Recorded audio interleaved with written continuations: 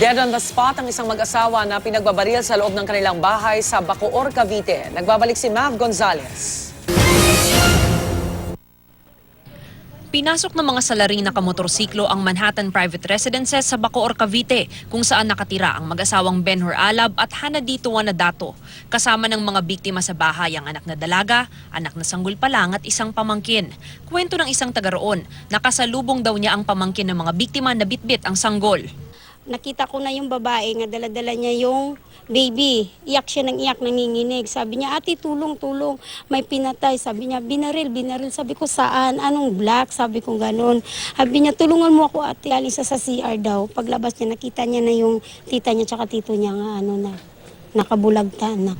Dead on the spot ang mga biktima dahil sa tama sa ulo. Base sa inisyal na investigasyon, 2 lalaking sakay ng motorsiklo ang namaril. Naka-helmet pa raw ang mga suspect nang pumasok sa bahay. 8 basyo ng di patukoy na kalibre ng baril ang nakuha ng soko sa crime scene. Hindi na kinuha ng soko ang mga biktima dahil ililibing sila agad alinsunod sa paniniwalang Muslim. Hindi na nagbigay ng pahayag ang pamilya. Iniimbestigahan pa ang motibo sa pamamaril.